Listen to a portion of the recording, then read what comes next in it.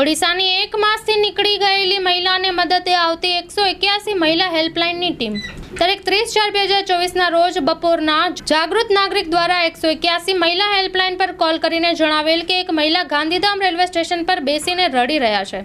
181 ટીમને કોલ આવતાની સાથે જ 181ની ટીમના કાઉન્સિલર બારડ નિરૂપા તથા મહિલા પોલીસ કોન્સ્ટેબલ ચંદ્રિકાબેન તાત્કાલિક ઘટના સ્થળે દોડી ગયા હતા।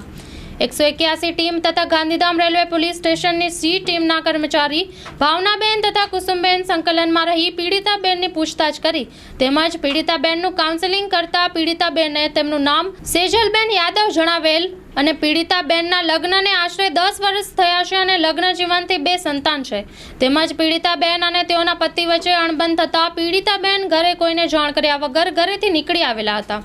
1 માસથી આમ તેમ ભટકતા હતા, જેથી 181 ટીમ અને સી ટીમે પીડિતાબેનના રહેઠાણનું પોલીસ સ્ટેશન બડંબર કટક વિસ્તારમાં ફોન કોલ દ્વારા જાણ કરી તો ત્યાંથી જાણવા મળેલ કે પીડિતાબેનની ગુમ નોંધ તારીખ 29/3/2024ના રોજ થયેલ છે।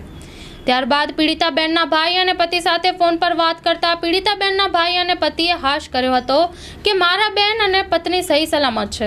પીડિતાબેનના ભાઈ પીડિતાબેનને લેવા માટે ન આવે ત્યાં સુધી પીડિતાને આશ્રય તથા આગળ વધારે કાઉન્સેલિંગ માટે વન સ્ટોપ સખી સેન્ટરમાં આશ્રય આપવામાં આવેલ છે। 181 મહિલા હેલ્પલાઇન ગુજરાતની મહિલા માટે તો 24 કલાક મદદરૂપ છે, પરંતુ અન્ય રાજ્યોની મહિલા જે ગુજરાતમાં હોય એમના માટે પણ મદદરૂપ છે। માં motor driving, safe and sure driving. Driving એ શોખ સાથે આપની મોટી જવાબદારી પણ છે।